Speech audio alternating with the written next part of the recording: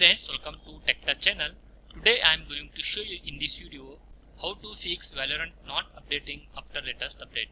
So before we start the video, please subscribe my channel for more latest video. Guys, if you also facing this error, then I will show you how to fix this problem. First of all, open your command prompt. Then right click on command prompt, click on run as administrator, click on yes to allow. Then type here sc delete vgc. Then hit enter. After that, type one more command sc delete vgk. Then hit enter. After doing this, close this window. Open your file explorer. Open your C drive. Then open program files folder.